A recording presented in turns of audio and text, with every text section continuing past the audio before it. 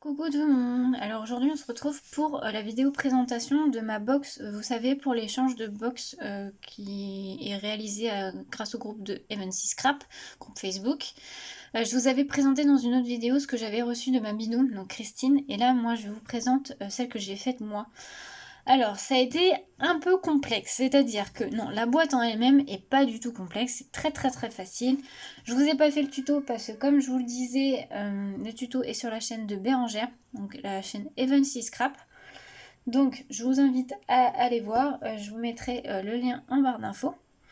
Du coup, moi, ce qui était le plus compliqué, c'était le thème, parce que le thème, c'était rentrée scrap. Et je vous avoue que j'ai rien du tout en papier, en déco, vraiment spécialisé dans le scrap. J'ai même pas de tampons ou de dies, pinceau, pot de peinture, planeur, enfin tout ça. J'ai rien de tout ça. Donc j'ai fait avec ce que j'avais. Donc j'espère que ça va aller. Christine, j'espère que ça va te plaire. Donc, la boîte, je l'ai fait avec la collection, une des collections. Ah bah attendez, je vais vous la chercher, je reviens tout de suite. Voilà, donc j'ai fait avec une collection de chez Action.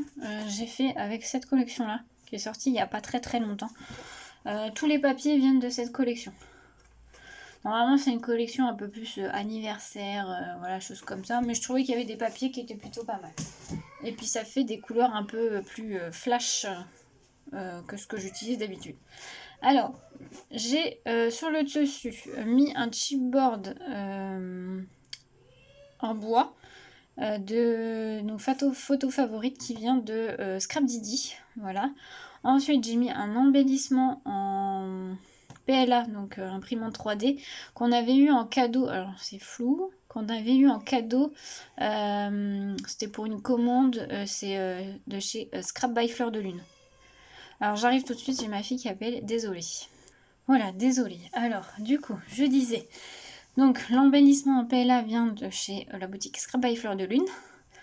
Là, c'est un sticker fleur que j'avais et un petit papillon que j'avais eu chez Nose, je crois. Donc, le socle est fait avec ce papier-là. Et donc, on va ouvrir. Donc, franchement, la boîte, elle est très simple à faire. Franchement, allez voir le tuto de Bérangère. Donc, il fallait un sachet d'embellissement. Donc, moi, je lui ai mis un peu de tout.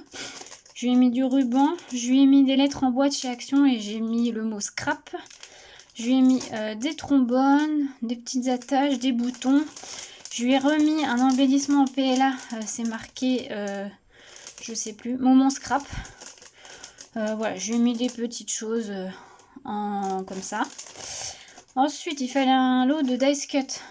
J'ai mis un peu tout, mais il n'y a pas grand chose sur le scrap, j'en suis désolée. Parce que j'ai rien.